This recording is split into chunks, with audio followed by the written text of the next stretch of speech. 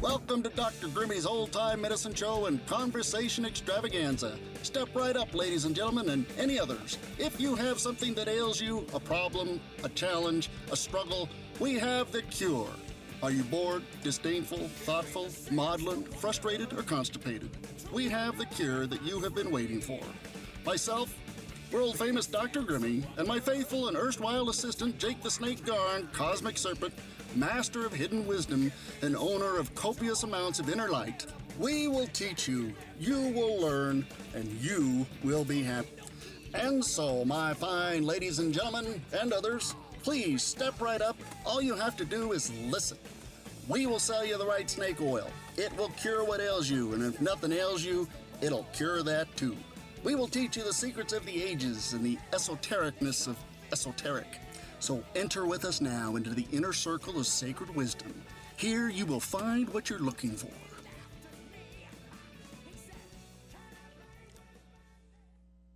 Welcome back. Welcome back. We're having a great show tonight, talking about UFO'S, unidentified flying objects.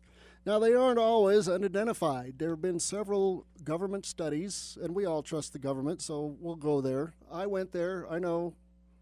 We will talk about some of these government studies and what they came up with, of what people saw when they were saying, hey, I saw a UFO. And then the research got done, and they calculated the numbers, and what we find out is some interesting things. We find that a majority of the sightings were astronomical material. Bright stars or planets for 29%. Meteors re-entering man-made spacecraft at 9%, artificial satellites at 2%, and this is, I'm going to have my head hurts when I read this, but it says the moon, that people called the moon in as a UFO, 2%. I think that's that 2% is why there are warning labels on toothpaste and that sort of thing.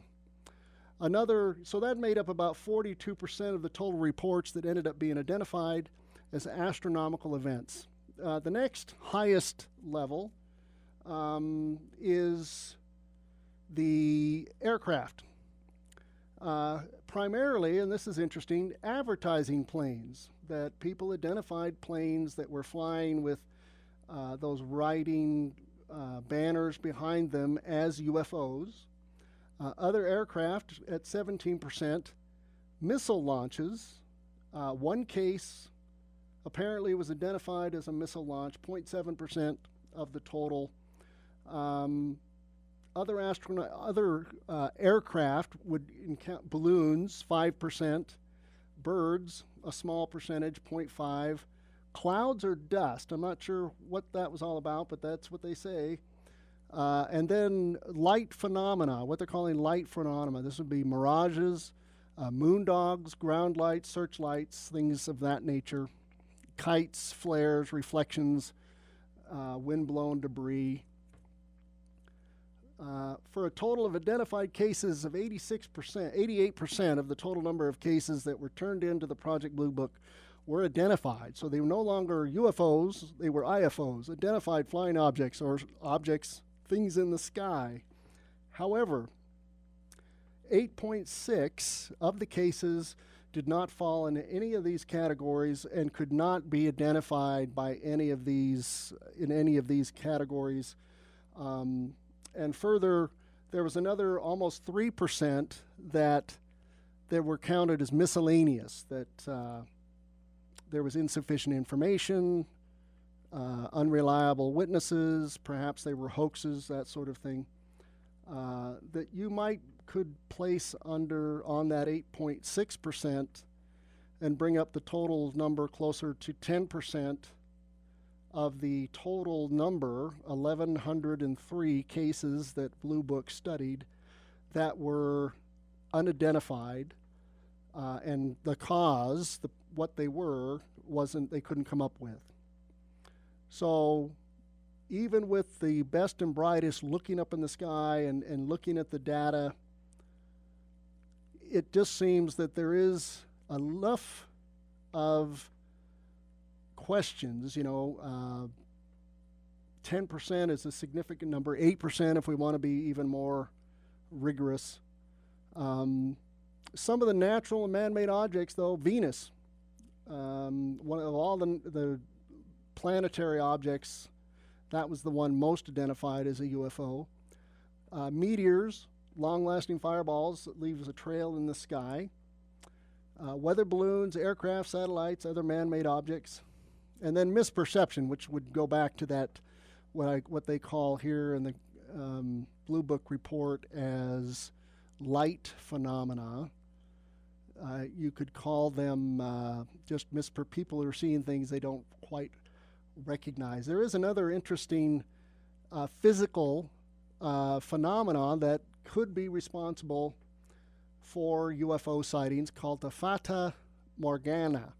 I know it sounds really cool, but it's not. It's a type of mirage that allows objects that are below the horizon that somehow are seen above the horizon. And so they look like they're flying, but it's just this particular kind of mirage. It happens under very specific circumstances. There have been UFOs seen on radar, which you would think would give it more credibility. However, this phenomenon also can create mirages on radar. Water vapor can be a cause for images showing up on radar. I'm not sure about the technology of radar, particularly in the military, how good radar is. I know they have Doppler radar now. They have lots of different types, so it'd be interesting. The Blue Book ended in 1969, I believe, so considering the technology, that was probably second-generation technology, maybe third-generation technology. We're probably at seventh-generation technology in radar.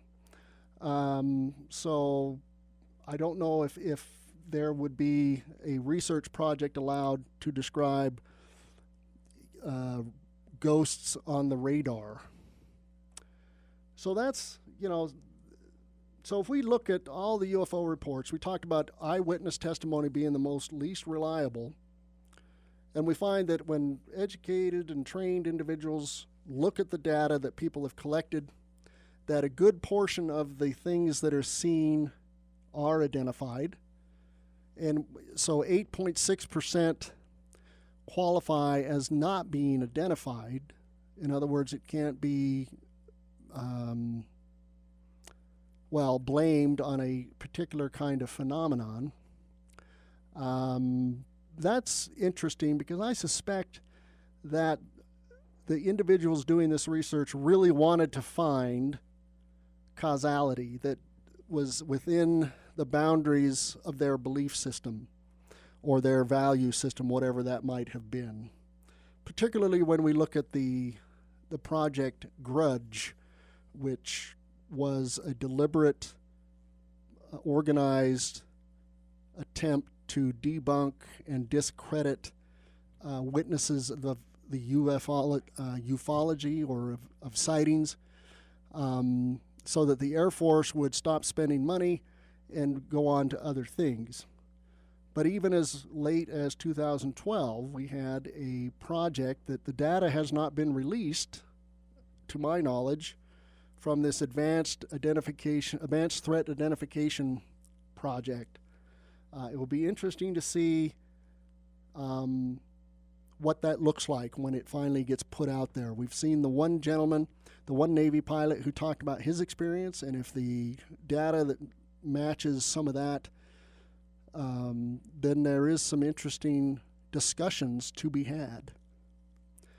What I want to talk about this last hour is what is the interest in finding UFOs or unidentified flying objects that are alien, that they are actually extraterrestrial. We could let's say that the 8.6% of the unidentified material in the Blue Book report can be attributed to extraterrestrial craft. So that poses some interesting questions. There's been a discussion on the idea of disclosure, that the United States government or others would admit that they had contact with extraterrestrials or that they have evidence of extraterrestrials. What would that... I don't know if it would change. Today it would be as big a deal.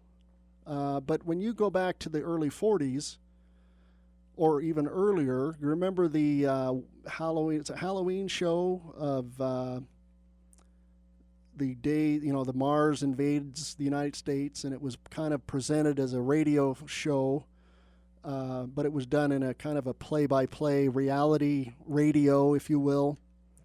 And it caused a lot of chagrin and chaos because people were listening to this, what essentially would be called fake news today, and buying into it. They didn't hear everything. They didn't hear, hey, this is a dramatization, don't shoot your neighbors.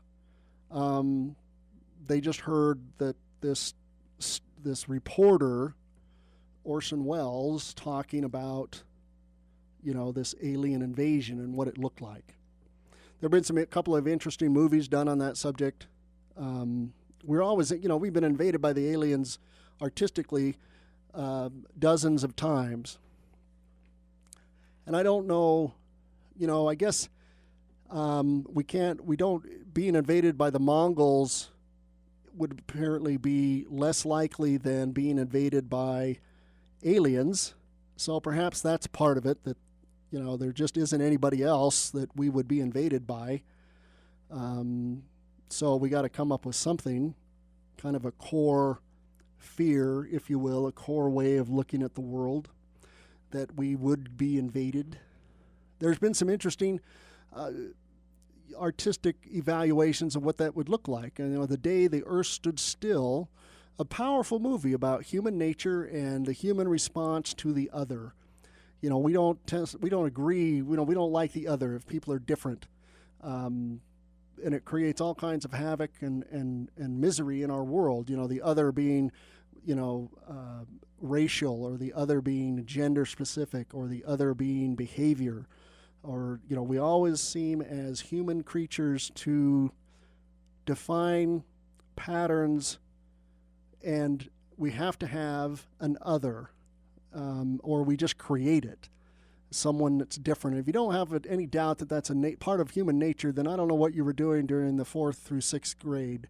Because if you have any illusions about what the other gets treated like, spend some time, if you remember back to your days of the 4th through 6th grade, pretty miserable experience in that if anything was different, if you were the other and you were viciously isolated and bullied, as they call it now. And we just grew through it and survived. Sometimes we used violence to solve the problem, and sometimes you developed some great friendships from somebody you needed to punch in the nose. Not that I'm recommending that. I don't want to get taken off the air by somebody. But that was in my day, that's how it worked. You sucked it up and drove on. And I'm a better person for it in a lot of ways. I have a view of the reality of the world. I learned it face down on the mud in the playground, that some people are jerks and some people are nice, and you got to figure out which ones are which if you want to have any kind of positive success in your life. And I learned that the hard way. I suspect many of you did as well. The point being that we identify, particularly at a young age, as what the other looks like, and we just go after it. We're going to talk a little bit more about the other and what it means and why it's important to us. I'll see you after the break.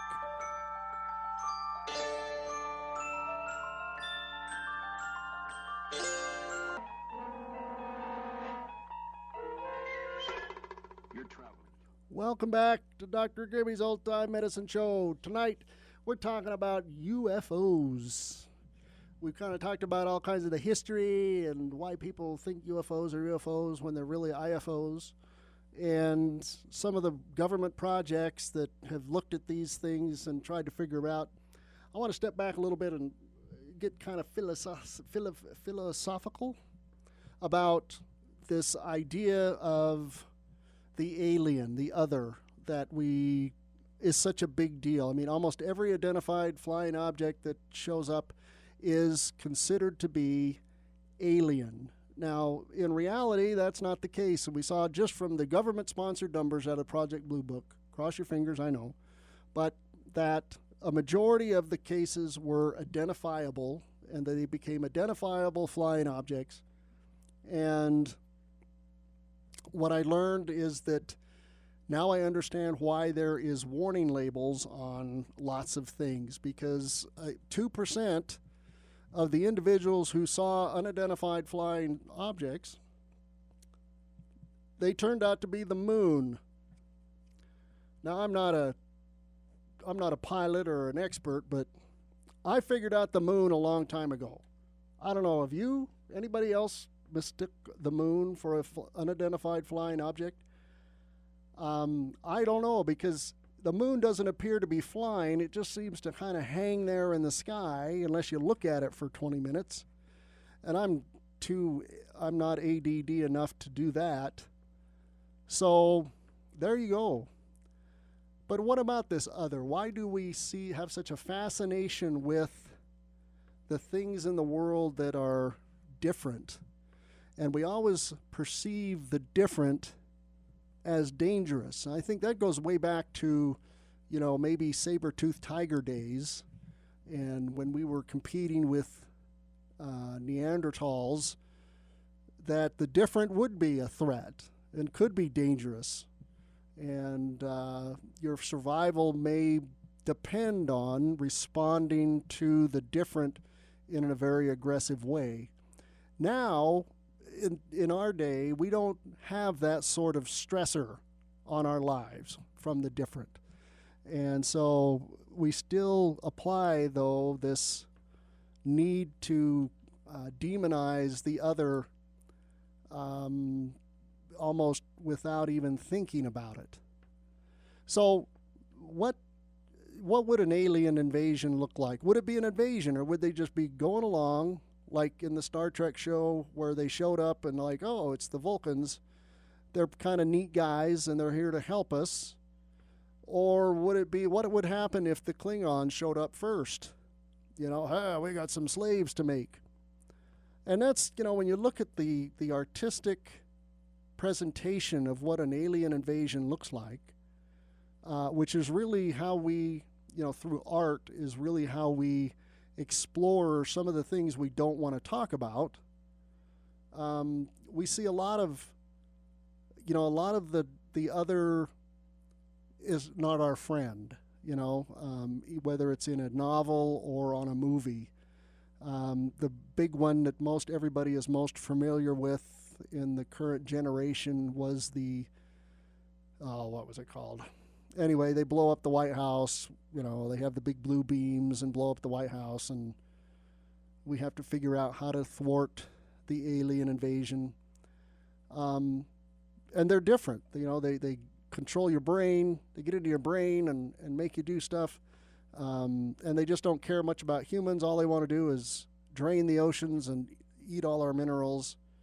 And they have to be stopped at all costs, at any sacrifice. It's, I don't know if that's what it's going to be like. I would hope that the best evidence of intelligent life out in the universe is that they have not tried to visit us. Hopefully we're one of those like wilderness areas that our local political leaders seem to find so anathema, that we're not going to have any interstellar highways built through our planet, as was discussed in the Hitchhiker's Guide to the Galaxy, that the Earth was destroyed to make way for a freeway, or interstellar freeway. The banality of that, that an alien or a different could just come up and see us as something in the way, a cockroach, something that just skitters around and continues to breed. If that were the case, they wouldn't have no guilt. I never had any guilt stepping on ants or spraying spiders or killing bees' nests. because they were irritating and I didn't like them. So I guess my karma, if we are invaded by an alien species, I may be the bumblebee of the universe, and I'll just get sprayed, squirted, or stepped on, along with all you other ladybugs and bumblebees. If that's the case, if we turn out we're just kind of in the way. H.P. Lovecraft was a horror writer who kind of tapped into that idea that there may be life in the universe that is so advanced and so ancient that we can't even relate to what they are and how they exist, and they don't even acknowledge our existence except in the most little, you're just in the way, you're not even worthy of notice. And if they did notice us, it was only in the sense of noticing us to, like we did occasion as kids, when you discovered the magnifying glass could make things burn, you burned the ants. Everybody, I'm sorry, you did it at least once. Deal with it. And he created this mythos, H.P. Lovecraft, about whatever the alien was, that's what it would be like. And in a way, that was very terrifying. It was like an existential fear of the other, of the different. And it was, his writing is very frightening. It's very scary. It taps into that inner sense of fear that I couldn't even negotiate with my enemy, because there would be no way to even explain myself or beg for forgiveness or mercy or whatever it might be because of the difference. I think for me, one of the, in our day and age, particularly in the Western world, the United States and Europe, we tend to have a very open mind to the other and the different. There's growing pains on that. We haven't really currently learned what the boundaries are yet because they've been broken down. And I think as humans, we need to have pattern and boundary a little bit. So right now, a lot of people are uncomfortable. They're kind of disjointed because we don't have a new set of rules. We don't have a new way of dealing with the inclusion of the other that we are experiencing today. I think for my, if an alien life showed up and they were similar to us in some ways, the challenge would be we're not the center of the universe anymore. In fact, one of the assumptions of Judeo-Christian writing and of Islamic writing, and even when you go to the East with the Buddhist and Hindu, is that the human is a important part of the whole, that in some cases we're made in the image of God, and others we're able to at least understand the nature of God or existence. And so there's this idea, if aliens showed up, we could no longer have that sense of being the center of the universe, of being in the image of God, if you will. That would be a hard thing to swallow. Is that how do you place the different? How does the other? Would we be able to, from a Mormon perspective, would we be able to send missionaries to the home planet of the visitors from beyond and teach them the discussions? Would they even care? Would they even want to listen? Or would their truth be so different from ours that it would just make ours look pale by comparison? and then what do people do who have their whole lives wrapped around that axle of I'm made in the image of God, and if I behave correctly over time, that I will be able to participate with God. That's when an 8-armed elephant trunk creature shows up and says, we're in charge, so get in the trucks or get on the trains. You kind of have a different perspective on, your place in the universe and what that's about. I hope that if we, and even some of the prominent thinkers out there are arguing that maybe this attempt to contact the alien, to make contact with the search for extraterrestrial intelligence, may be a Achilles heel for us. It may not be wonderful. Historically, if we look back at human history on this planet, to use that term, all of the advanced civilizations that have found or started to interact with a less advanced or less technological civilization, the less technological civilization has always suffered for it, has always been absorbed or annihilated, if you will, by the civilization that had a much higher technology. And in many cases, it wasn't even as if they wanted to be evil and take things over. It was just the nature of the contact, the nature of technology, that the group would be absorbed into and lose its cultural and historical place in their universe. And that's probably what would happen if we had an advanced civilization show up here, even if it was advanced in only a few different ways, that humanity could be absorbed into a whole different culture, a whole different view of reality and the world. And those of us who couldn't figure that out might end up on reservations somewhere. As harsh as that sounds, that's been the historical footprint for centuries. I hope that whatever alien intelligence decides to visit us, that they are smart enough not to consider us bugs, but then they're not so smart that, we can't participate in a conversation or in an understanding. There was the fascinating recent movie called The Arrival that discussed the nature of the alien and the other and human responses to that, our basic fears of the other.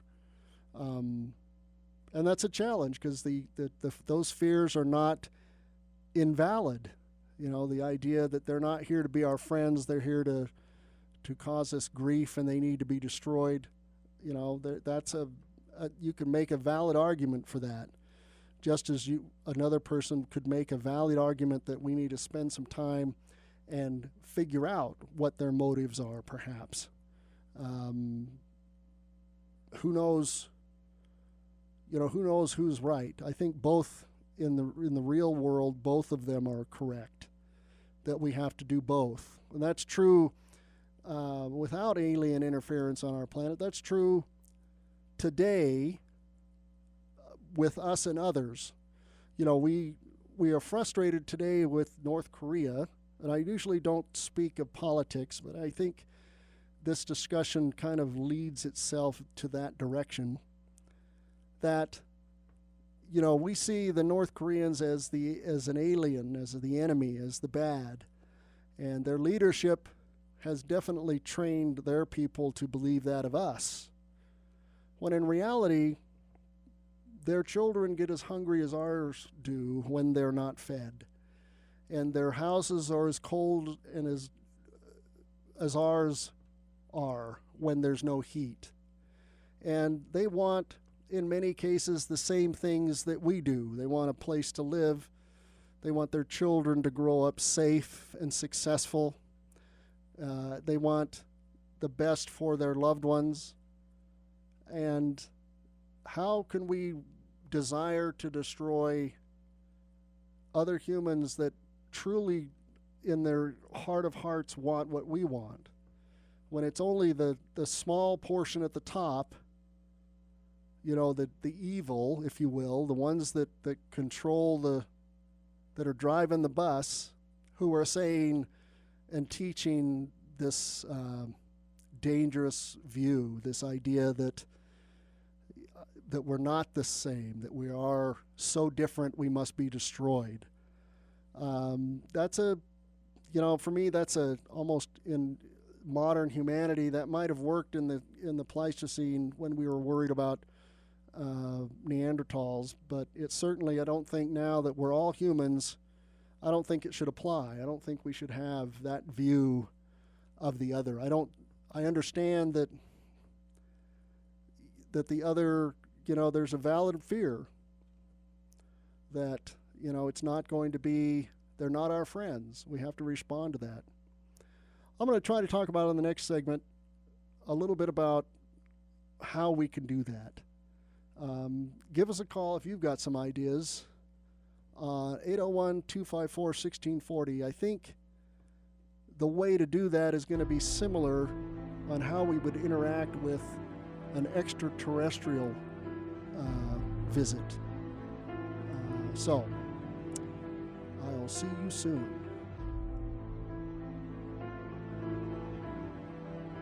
.org.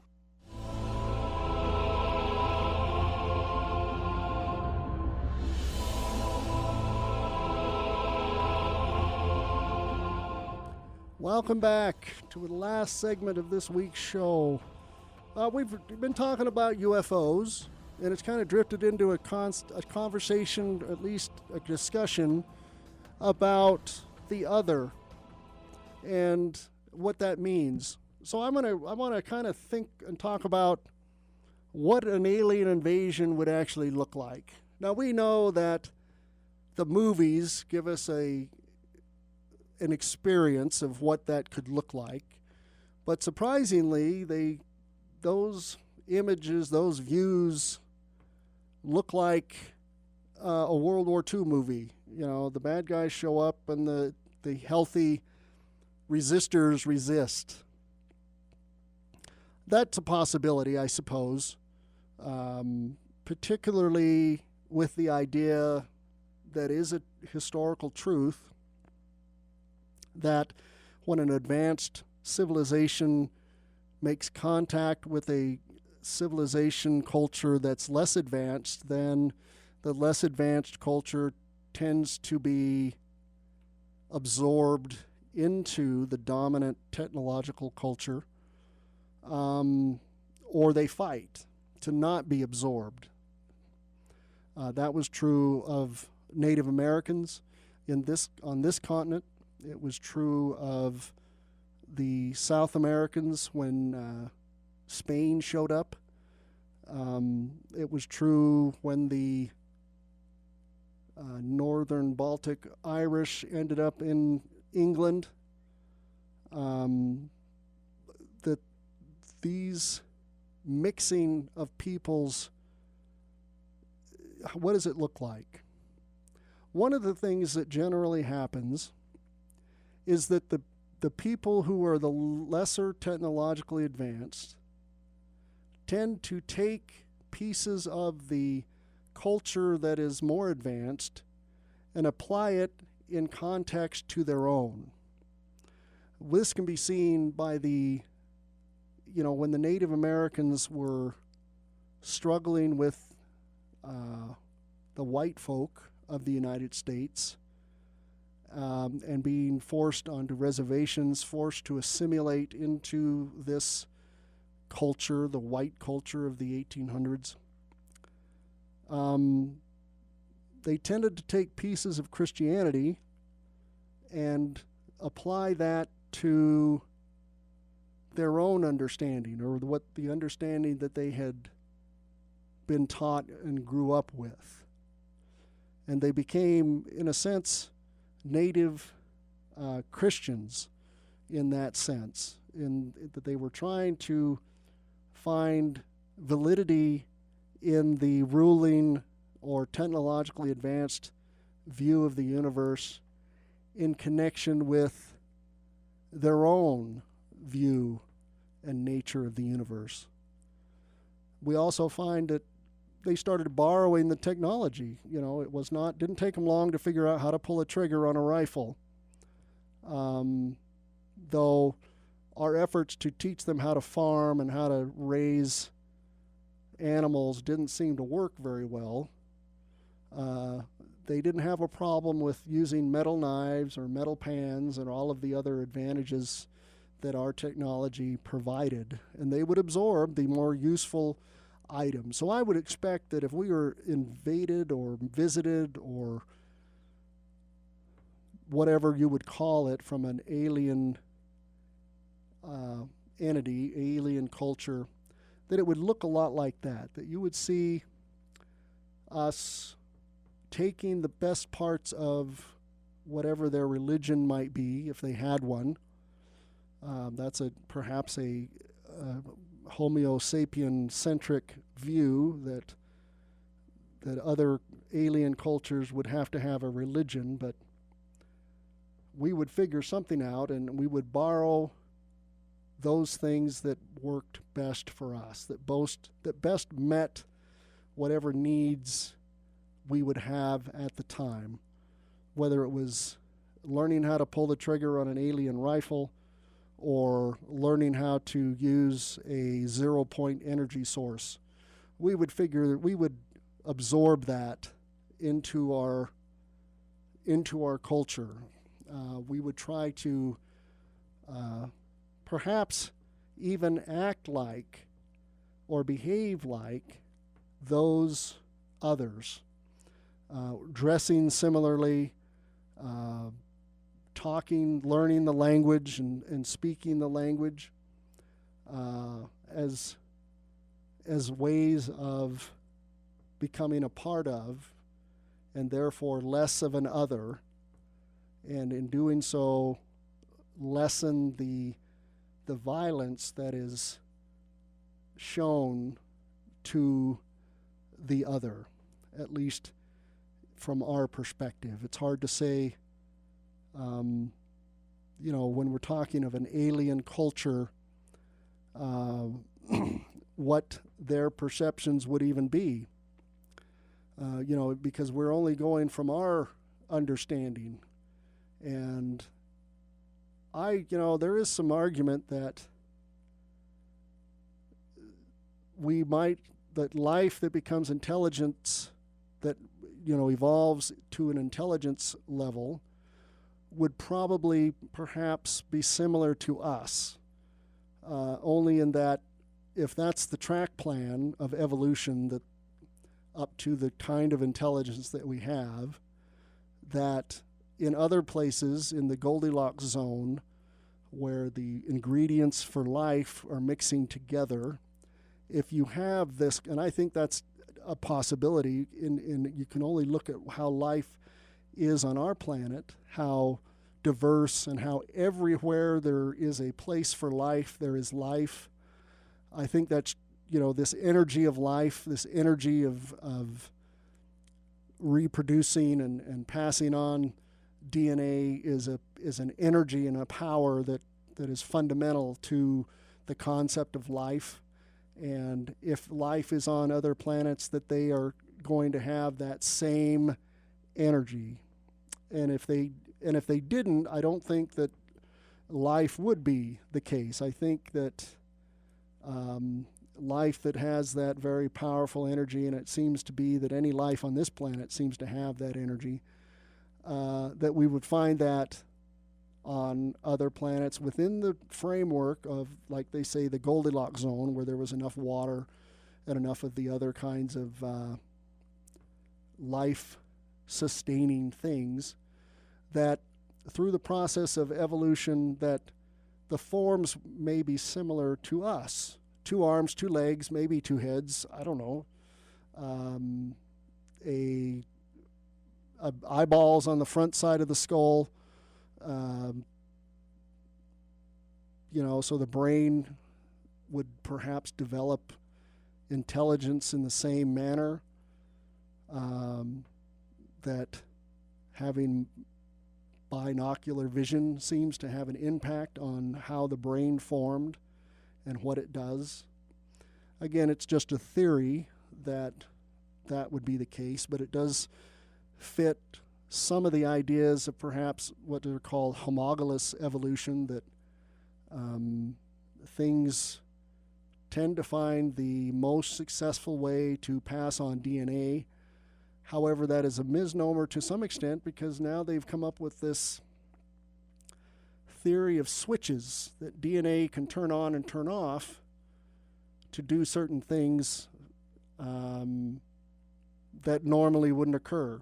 That the finches on the Galapagos didn't evolve necessarily by the finches with the longer bills out producing the finches with the smaller bills, which is certainly was a part of it, but that their lifestyle, what they ate and where they were at, flipped on certain switches in their DNA that made the beaks longer, which is a whole it opens up a whole other discussion of evolution. I don't want to fall down into that rabbit hole. We're talking about a little bit about the other and how we would interact with the other if a UFO turned out to be an extraterrestrial vehicle and had extraterrestrial occupants, and they got off and said, take me to your leader. I always like the Far Side cartoon where the alien is they're standing by their spaceship and the humans are coming up to meet them, and the one alien goes to the other and says, a great time to lock the keys in the vehicle. They really didn't want to see humans, but now they had no choice. I hope that how we treat the other is significant on our internal value system. It's a fundamental part of who we are. We tend to look at the other and see them as, if not a direct enemy, we see them as dangerous, those who should be treated differently, those who should be isolated from us. And in this world where we live with such abundance, I don't think that perception of the other works. And we've seen the cultural challenges that we've struggled through as that has become less and less true. The civil rights movement would be the prime historical example of us working to bring the other, or of the other bringing themselves into an equality.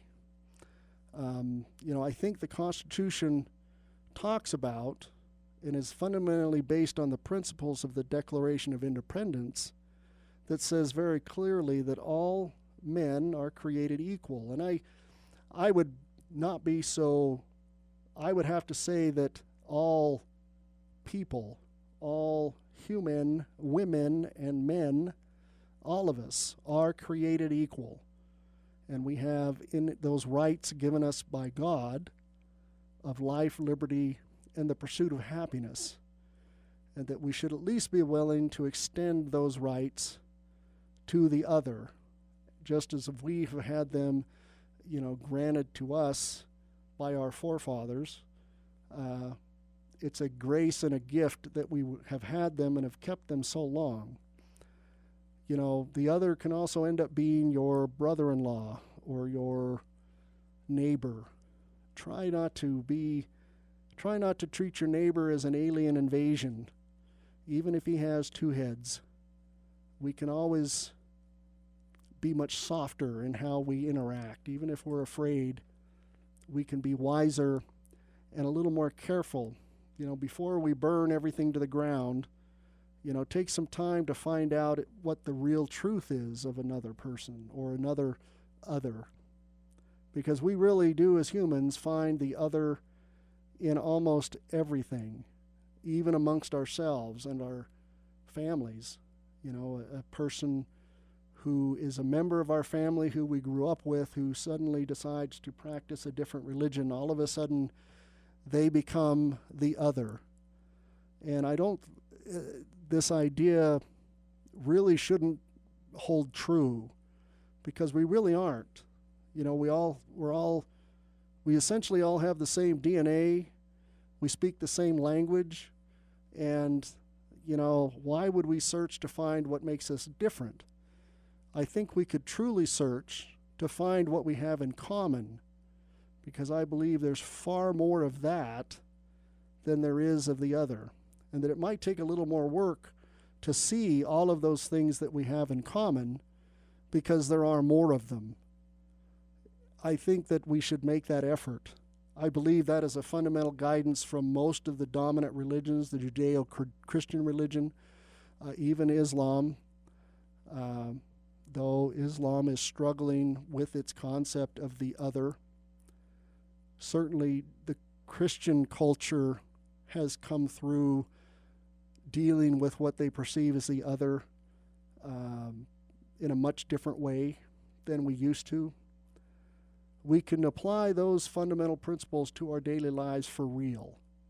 We don't need to be thinking of the other when we should be thinking of, in the reality of the teachings of the Judeo-Christian practice and any other, that we are all the same. We all come from the same place, and we should all try to at least accept each other from that perspective, that we are earthlings, not just humans, but people on a pale blue dot.